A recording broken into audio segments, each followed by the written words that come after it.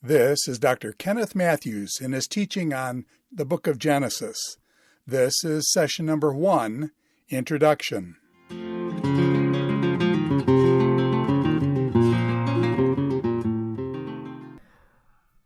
Questions we can begin with are, why study the book of Genesis? And why is Genesis important? Well, the simple, but I think the best reason is because it is important to God. God has chosen to make himself known to us so that he might form a relationship with us. Because he is motivated at his love, God is intensely personal. And we discover from Genesis, has created us, men and women, to be persons and to engage and to communicate and to love God and to experience his love for us. So to do so, Genesis tells us that he unveils a plan whereby he will make that possible. And because of the brokenness of our lives through sin and our broken relationships, he's taking a step to give to us a deliverer. And so we find in Genesis the promise of a deliverer who will come and restore us to God and heal these broken relationships we have with one another. And of course, we recognize, those of us who are Christian readers of Genesis, that although Genesis forecasts this coming of a deliverer, it has been realized through God's own Son, who came in the person of Jesus Christ. And this is the deliverer who has been promised to us. Well, by way of introduction, we have a context that is very helpful in rightly interpreting the book of Genesis. It's an orientation in this first session. And I'll be speaking to 5 items in this orientation. First, the title of Genesis. Second, the main message of the book of Genesis. And then the structure. The Pentateuch and Torah as a context. And then lastly, we'll be looking at the way in which we are to understand the authorship and setting of the book of Genesis. First, the English title Genesis. It is derived from the Greek word meaning origins, which is the title in the Greek translation of the Old Testament known as the Septuagint. The Hebrew title is actually the first Hebrew word of the book of Genesis, and that is Bereshith, meaning, as it's found in English translation, in the beginning. Both the Greek and Hebrew titles then are describing the content of Genesis. And so many times people will refer to Genesis as the book of beginnings. It's rather obvious, isn't it, that when it comes to second, the message, the main message, that we could summarize it in the 2 words, beginnings and blessings. Well, it's pretty obvious why beginnings would be appropriate for the book of Genesis, given that almost everything that's found in the chapters of Genesis would be a beginning in one way or another. The word beginning, though, has something of a more important, profound idea than just simply starting. And that is, if you are beginning, then that presupposes an ending. And one thing that we discover about Genesis is, although it may be in our minds the start, the beginning of something, it also is an orientation toward an outcome, an ending. And in that sense, then, it's looking beyond itself, Genesis, and its message. And also, we can say then, using a term that's often found among theologians, it's eschatological, because it's forecasting an ultimate resolution to the many challenges that arise in the relationship between God and His creation, and the many challenges we face ourselves with our own brokenness, our own sinfulness, and then the relationships that are impacted by that with others. The word blessing is also very important to reveal the main message of Genesis. The words that are related to blessing, like bless and blessed, all of these words that are connected to the idea of bless are found more often in Genesis than any other biblical book. So it takes on a special thematic idea.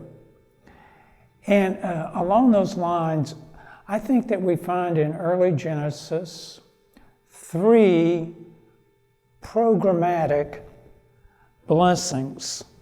By programmatic, I mean it appears that God declares, unveils a program, a project, whereby He's going to bless all peoples. And this begins then with what we find in chapter 1, verse 28. And I'll read from the New International Version. Any standard translation that you have, I think, will be sufficient. After indicating that men and women are created in the image of God, in verses 26 and 27, it says in verse 28, God blessed them and said to them. Now we have a series of exhortations that are descriptive of the blessing that God has bestowed upon human life. Be fruitful and increase in number, fill the earth, subdue it, rule over the fish of the sea and the birds of the air, and over every living creature that moves on the ground. So the first aspect of this blessing is the relationship of what we enjoy with God. Because in verse 28, notice it says that God spoke to the human family. And this, again, indicates God wishes to unveil Himself, to make Himself known to humanity. And so God, who is personal, we will discover, speaks to those created in His image. And that image includes that men and women are persons designed by God to enter into a personal relationship. So that is part of God's plan. A second part of God's plan is procreation, reproduction. The third would be that of responsible stewardship for ruling over that which God has created, the terrestrial world. So that would be the first program that God has in mind. It's a creation ordinance designed by God to bless, and He has done so voluntarily out of His own love and care for those created in the image of God. There is a second plan that is necessary by God, because in the garden, our first parents, Adam and Eve, rebelled against God, refused to trust that God was good and benevolent and had a plan that was appropriate for blessing them. And so in their rebellion, this relationship was broken, and the man and the woman were subject to death and expulsion from the garden. But God would not let that rebellion prohibit Him from carrying out His desire, His wish, and that is of blessing the human family with a relationship with Him. So in chapter 3 of verse 15, in the context of an oracle of judgment against the serpent who in the garden tricked Eve, the woman, into sinning against God, and then the man who willfully, knowingly rebelled against God, receives this oracle of judgment in verse 15. And I, that is God, will put enmity between you, that is the serpent, and the woman, and between your offspring and hers. He will, that is the serpent,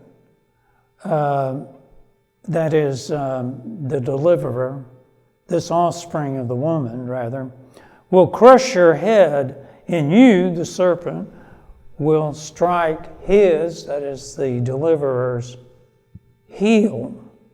Now, when we look at what is planned here, notice that it is involving a legacy, the serpent's legacy or offspring, and the woman. And from the woman will come this Savior, this deliverer, who will rescue the woman and also the man, so that they may have this ongoing, continuing, right relationship with God. But notice that there is going to be a warfare between the serpent, that is the enemy of God, and the enemy of the man and the woman. And this warfare is going to end in the deliverer defeating the serpent. So it says, He will crush your head. The deliverer will strike the mortal blow against the serpent.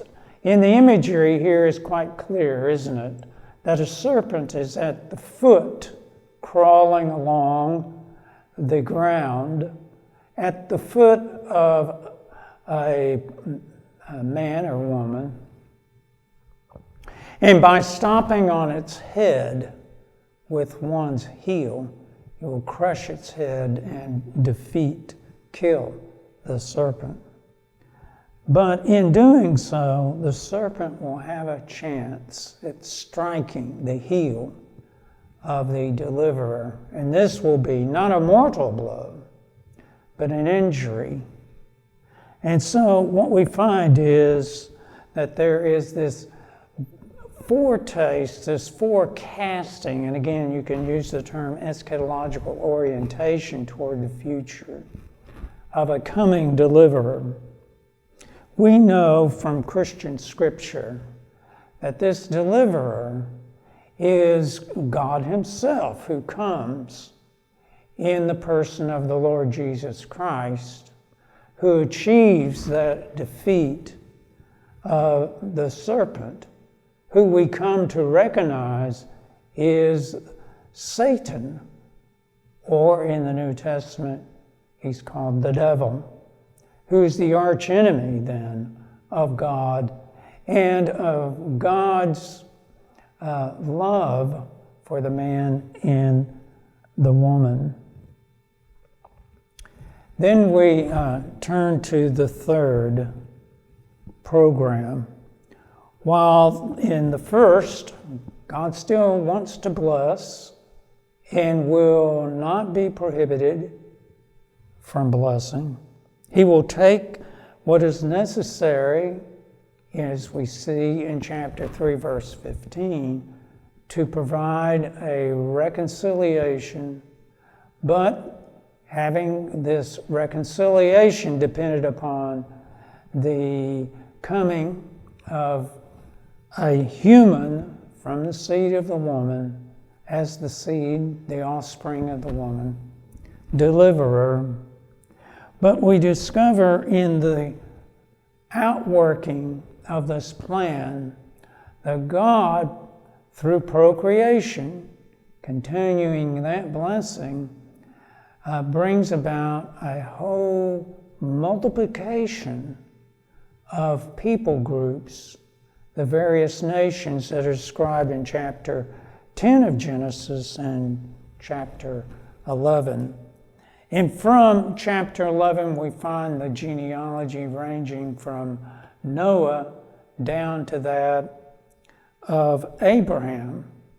And Abraham is the one who intersects the universal story of the family of humanity and its nations, and also a particular story, the story of the patriarchs, the ancestors of a nation that God created, and that is Israel.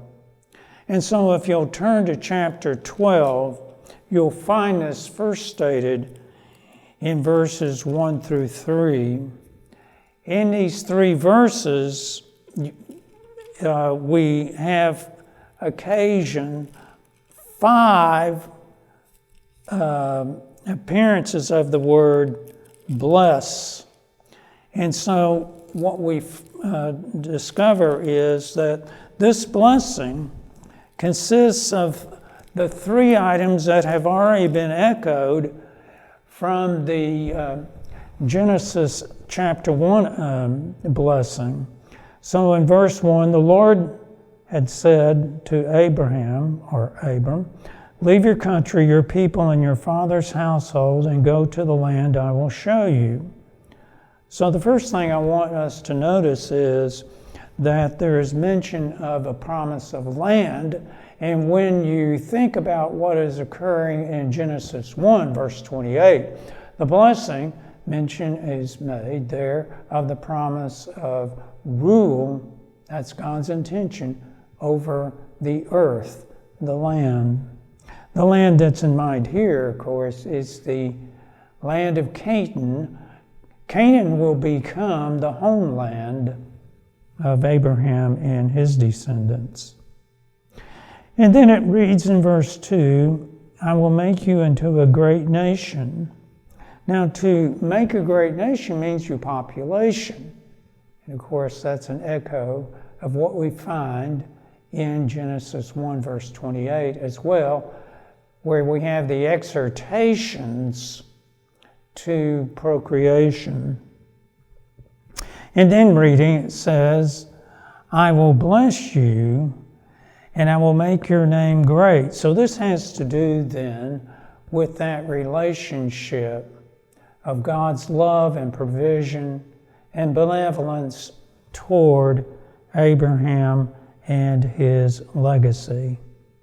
And then it goes on to read, and you will be a blessing. So now it turns outward from the man Abraham to these various people groups, the nations that have been listed in Genesis chapter 10.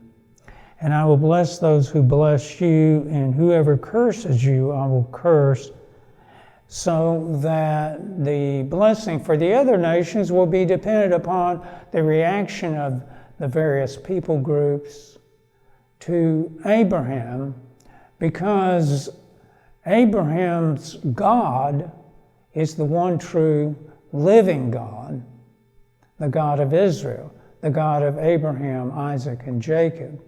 And through the eyes of the New Testament readers, this would be the God and Father of our Lord Jesus Christ. And so a right relationship to Abraham will give a person the means or way to have a right relationship with the God who reveals himself especially to Abraham. Going on, it says, and all peoples on earth will be blessed through you. And we will discover in our studies that the blessing that can be received from God by all these various people groups, and in particular individuals such as you and me, would be through the ideal descendant of Abraham, that wonderful deliverer who is anticipated in chapter 3, verse 15. So the message is, I think, quite clear. God has a plan of blessing. There is a break in the possibility of delivering that blessing, because the people in the garden, our first parents, rejected that relationship. But God set forth a plan to deliver the man and the woman and all humans who will rightly, you see, be related to the revelation we have through Abraham's legacy, his offspring, and that is ultimately in the ideal deliverer, Jesus Christ our Lord. Next is the structure of the book of Genesis. We can look at it in two ways when it comes to analyzing the structure. The first is the content. And the way in which most commentators and Bible students recognize the content of Genesis is the two major parts, or you could say sections, and that is chapters 1 through 11. Chapters 1 through 11 concerns the universal family. It moves from creation to the creation of humanity, and then the various descendants, and then people groups of the human family. And so it tells us a universal story of the human family. But then we discover that there is the major part that follows, which is the particular family, and that is the calling of Abraham that we read, and then his descendants. And that would be from chapter 12 through the end of the book, chapter 50. We could, along these lines, subdivide each of these two parts, the universal family and the patriarchal stories, into subsections.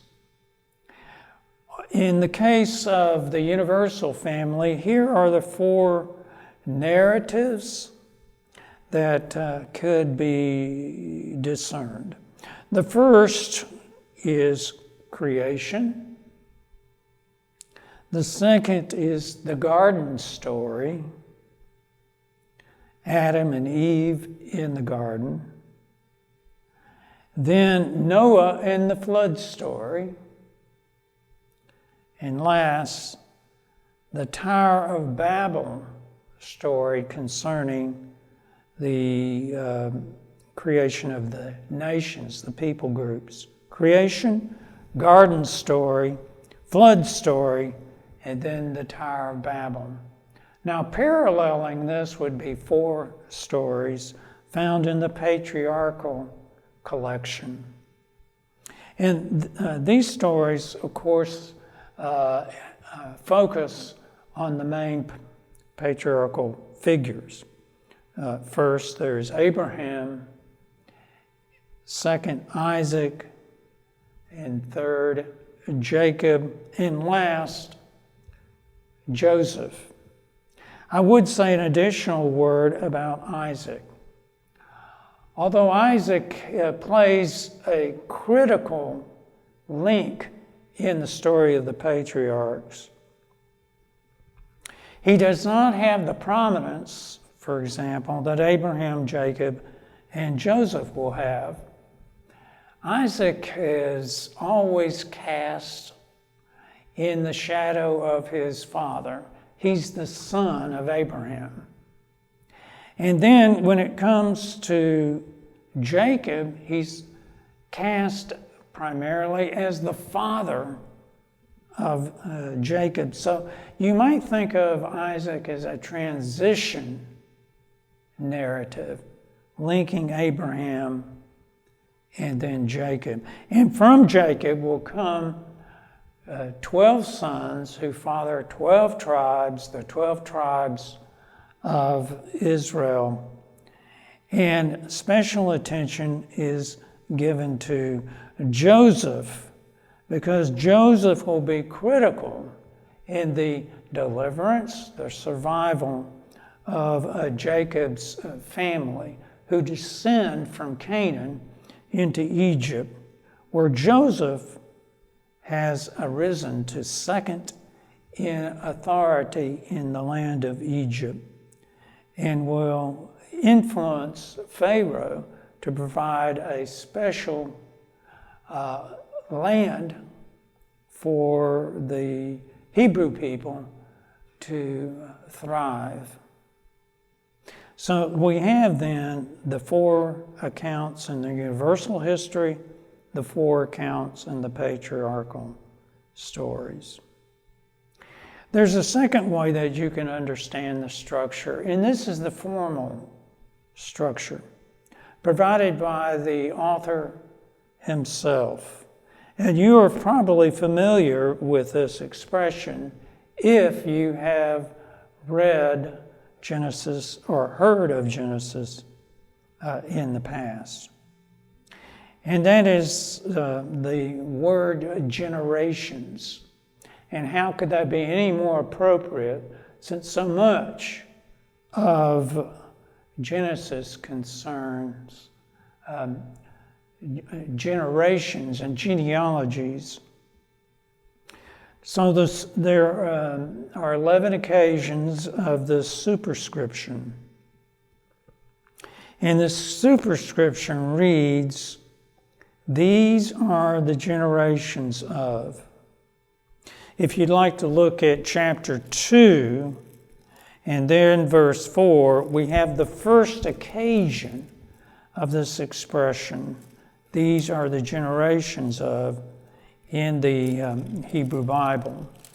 The Hebrew word generations is derived from the verb which means to procreate, to generate, to give birth.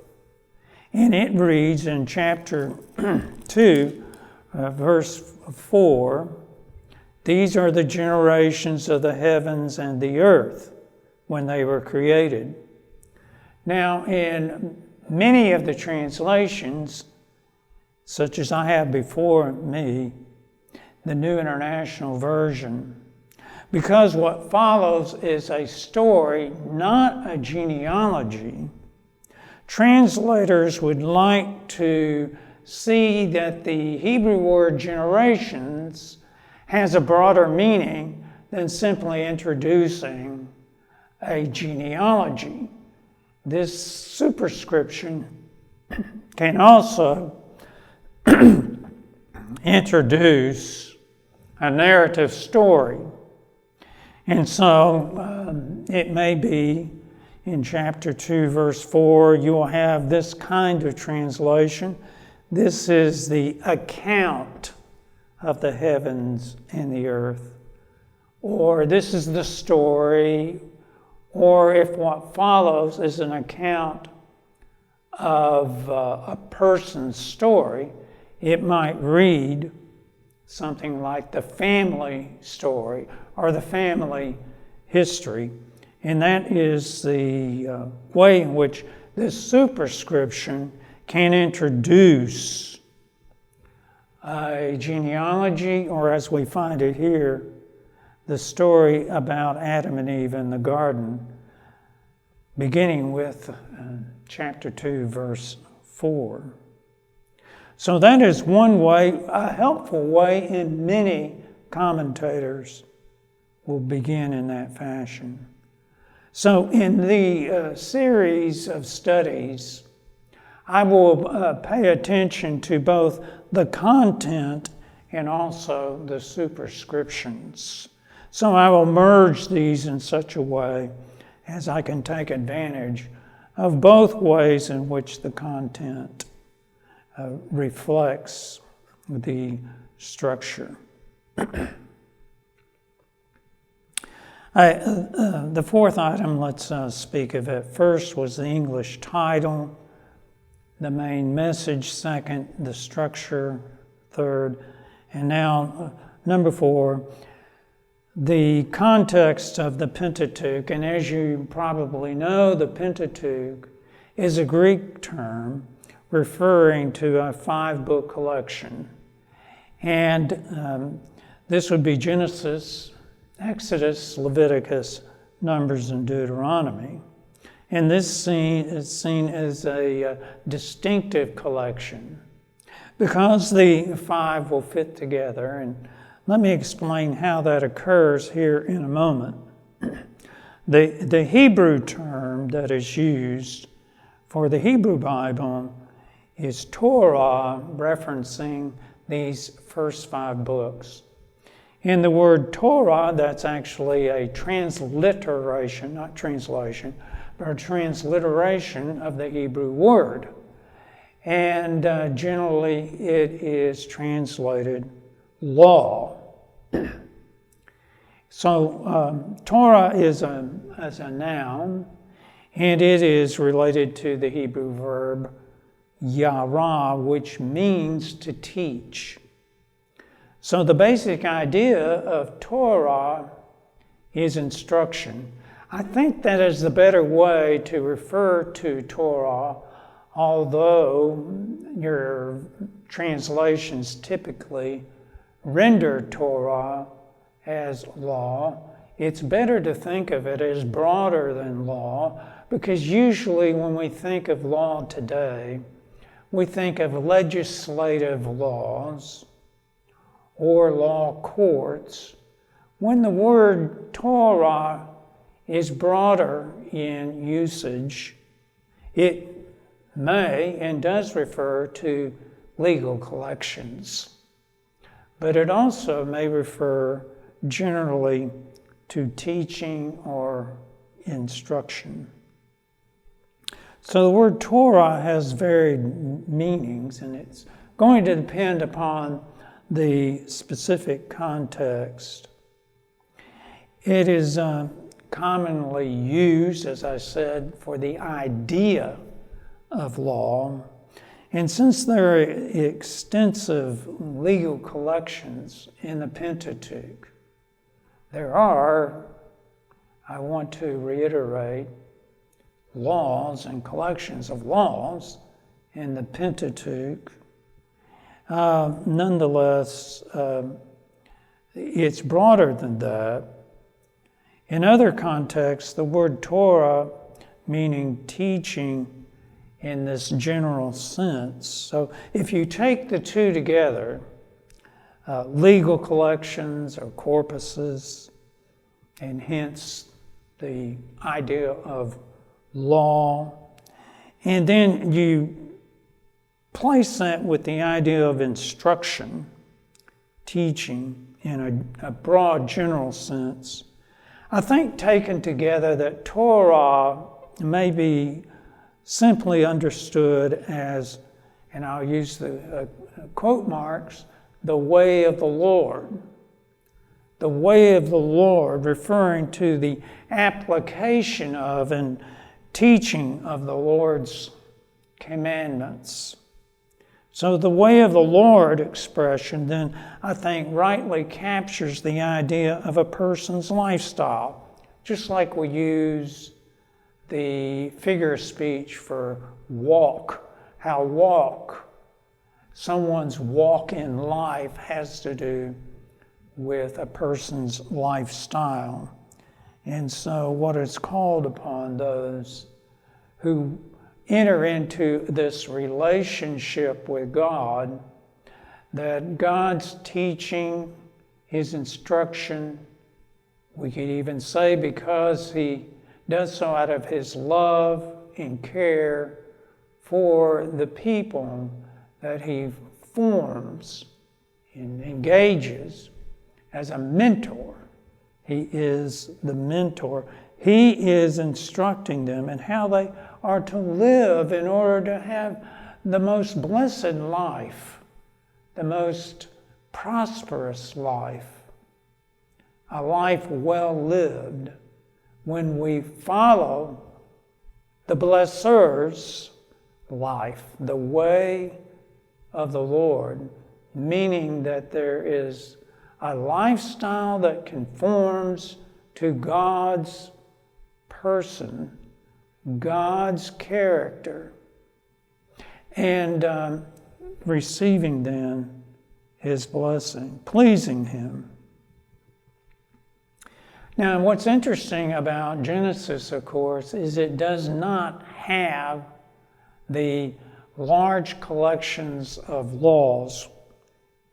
It is primarily narratives, and then, of course, genealogies. And when it comes to the narratives, instead of giving specific commands, what it does through the narratives is describes, portrays what a life looks like when it comes to the way of the Lord. And here is a passage that depicts this when God and Abraham are engaged in a dialogue, and it has to do in context what God has planned for Sodom and Gomorrah because of its wickedness, the destruction of Sodom and Gomorrah. And so God says, somewhat rhetorically, that He is going to reveal to Abraham what is about to occur in Sodom and Gomorrah. And the chief reason being that one of the relatives, his nephew of Abraham, lives in Sodom and is in harm's way, is in danger. And so there will be an escape provided for this nephew. Chapter 18, verse 19. For I have chosen, here God speaks of Abraham rhetorically, I have chosen him. In other words, I have chosen you, Abraham, so that Abraham will direct his children and his household. See how that brings in the idea of legacy, of genealogy, the promise of a future deliverer, so that he will direct his children and his household after him to keep, and here's our expression, to keep the way of the Lord. By how? Doing what is right and just. So this is that lifestyle we're speaking of that conforms to the character of God, who is just, who is upright, so that the Lord will bring about for Abraham what he has promised him. So as we work through Genesis, think of it as providing a narrative that is a portrayal of what God will specifically command in the law collections of the following books, Exodus through Deuteronomy. So we have two literary kinds then, the genealogies and narratives that dominate Genesis, but also we will find there's poetry and prayers in Genesis. Now I'd like to talk about what the rabbinic literature says about the first 5 books of the Bible. And this is called the books of Moses. In the rabbinic literature, which would range from roughly 200 BC down through 400 AD, the plural, the books of Moses, is more often used than the singular, but it does occur. The singular, the book of Moses, which reflects the unity of the narrative plot that runs from creation in Genesis 1 to the death and burial of Moses recalled in Deuteronomy chapter 34. And when you take the key human figure, that is Moses, we see that the Pentateuch, the Torah, is dominated by this figure because he is born in Exodus chapter 2, and his life then spans all of Exodus, Leviticus, Numbers, and Deuteronomy, and then we have his death and burial at the end in Deuteronomy 34. Now, how long is that period? Well, the length of his life is 120 years. So the focal point is a revelation given to Israel at Mount Sinai, which begins in Exodus 19 and runs through all the way through the end of Exodus and the book of Leviticus, all of Leviticus, and then through Numbers 10:10, after which you see the people leave Sinai and head toward Canaan. So the focus then is how does Moses' Pentateuch, his story, what does that have to do with Genesis? And what we'll discover is that Genesis plays a very important function because it gives the nation of Israel an understanding how they fit into God's cosmic plan of blessing for humankind and the nations. And so we will address these questions in more detail as we work through the forthcoming sessions. So Genesis then may be interpreted, and in my opinion must be interpreted in the context of a revelation that's given at Sinai, because that's the prominent space given to the Pentateuch, Exodus through Deuteronomy. So we might think of that movie series, Back to the Future, and that is how we are to understand Genesis and its relationship to the Pentateuch. Because the first audience of the whole of the Pentateuch would have been that generation that was in the wilderness with Moses. And so as that generation who had experienced the revelation at Sinai, they would be able to understand Genesis looking back to their own times. What Genesis does is gives a forecast or foreshadowing of what they themselves, that is, that first generation, experience. So they have experienced that revelation, which included the Ten Commandments, which included the building of the tabernacle, which included worship in that tabernacle, and then the leadership of God's Spirit through Moses as they walk and wander about in the wilderness and then eventually come to the edge of the land of Canaan. Let me just give you a quick example of that. And that is, the theological message here is that the God of the Israelites is not a family deity or a national deity, but rather he is the God of creation.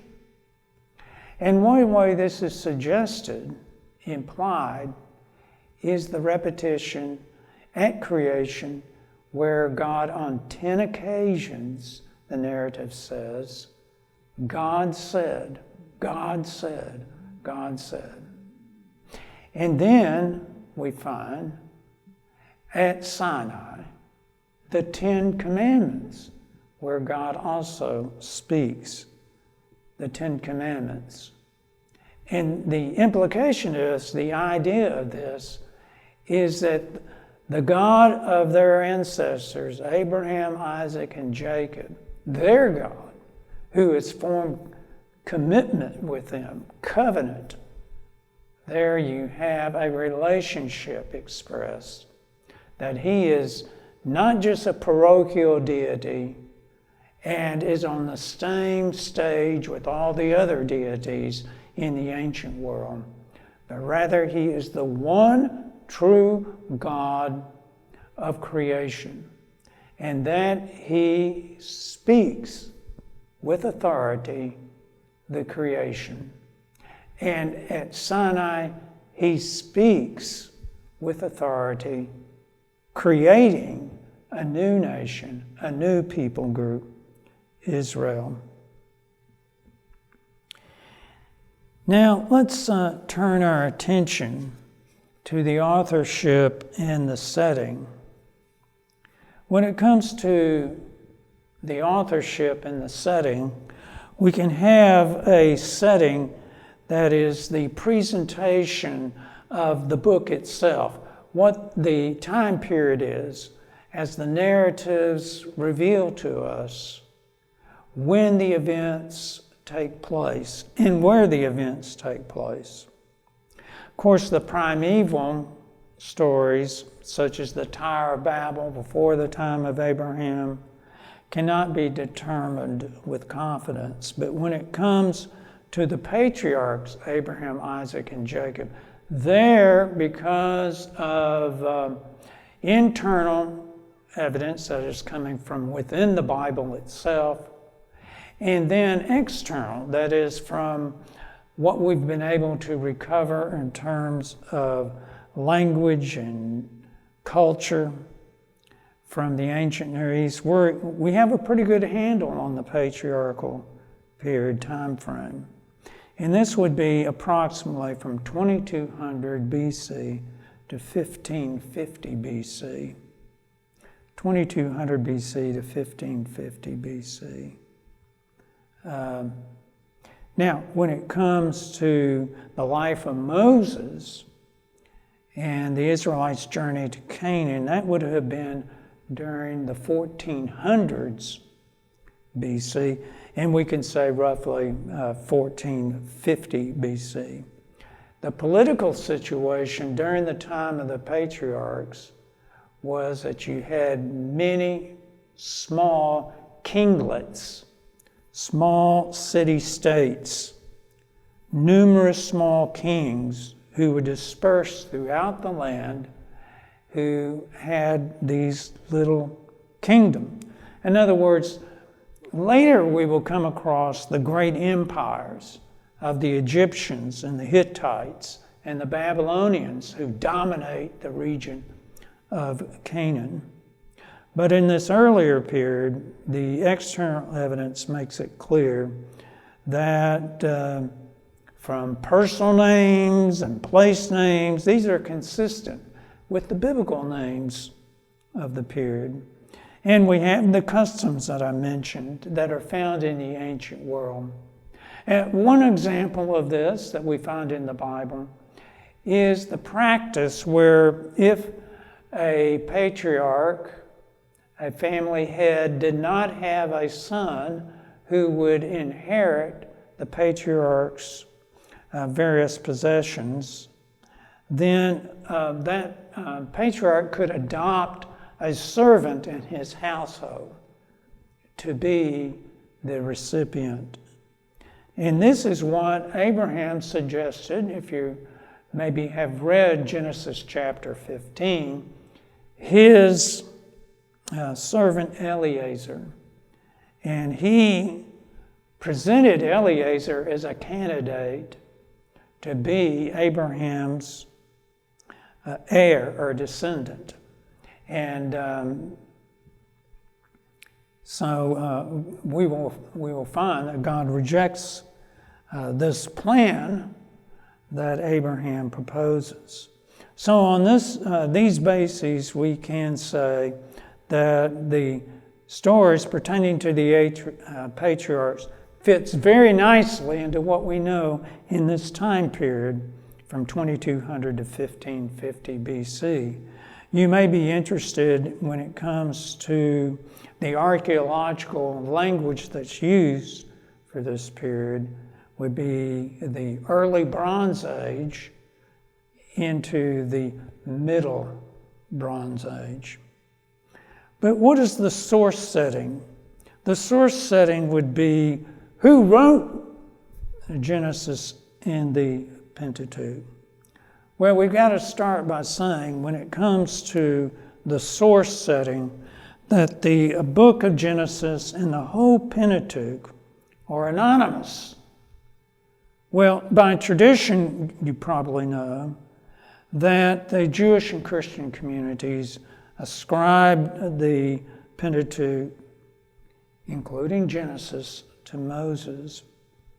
And there must have been some motivation for that. And within these 5 biblical books, we will find that there is a dominance of Moses. First, he serves as an eyewitness in the accounts of Exodus through Deuteronomy.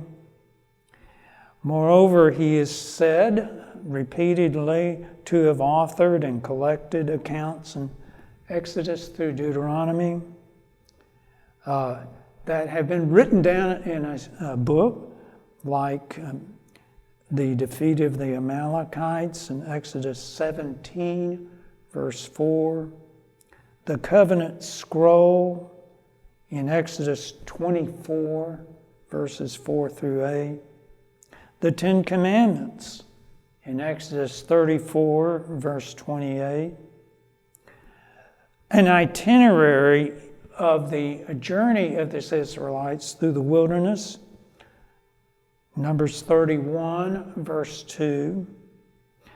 Then there is the writing of a song of Moses in Deuteronomy 31, verses 19 and 22. And the song itself is found in chapter 32 of Deuteronomy. And then there is the book of the law. And that is Deuteronomy 31, verse 9, verses 24 and 26. So this is highly suggestive, just suggestive, not definitive, that the core of the Pentateuch was authored by Moses, but also there were later updates, editorial additions, revisions after the time of Moses. The clearest evidence of this for the Pentateuch is, of course, the description of Moses' death and burial in Deuteronomy chapter 34. And even during the Middle Ages, it was recognized that there must have been additions, updating, such as place names, giving supplementary information. This would help readers have a better understanding. A good example of that is found in Genesis 36, verse 31. Genesis 36 gives a list of kings from Edom, the Edomite kings, the descendants of Esau. And it reads there that these Edomite kings reigned before the kings of Israel.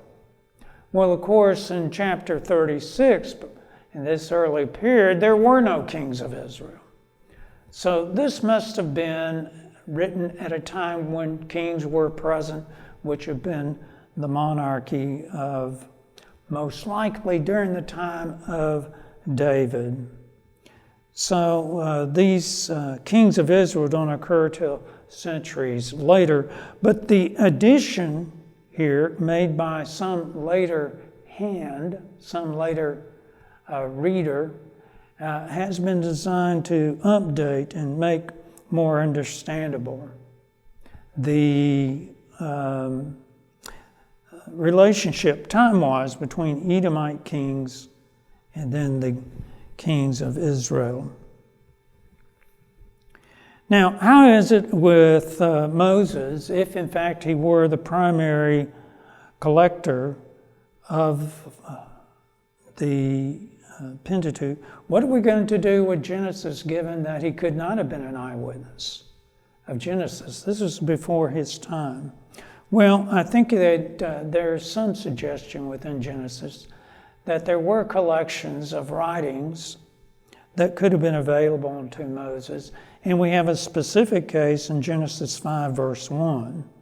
And it reads, Genesis 5, verse 1, this is the book. See, it's written, it's a record of the generations of Adam. Now, when you look across the ancient Near East, there was a scribal profession in each nation. In other words, literacy was very commonplace. And so there was the recording of myths, of stories, of royal records. And then we also know that when writings were considered sacred, these writings were preserved and passed on to subsequent generations. So certainly when it came to the ancestral stories of Abraham's family, these, I would think, would be written records that were passed forward. So that may help us in understanding that in addition to oral remembrances, there may have well been an accumulation of authoritative writings and family stories that Moses could access. There could have been also occasions, as we see later in the Pentateuch, when God simply spoke and wrote, for example, the Ten Commandments. And so it may be that God informed Moses through that form of revelation pertaining to the things that Moses could not and did not witness. So when it comes to the patriarchal stories and the interface with the early stories of the human family, Moses, most likely, I would think, the author of Genesis, whoever that may be, was the recipient of these and put them into an account that would serve as a prologue, a preamble, a way in which to better understand how the patriarchal family, Israel, fit into the table of nations, the whole world plan that God has in mind for the whole human family. In the second session, we will be talking about the creation account.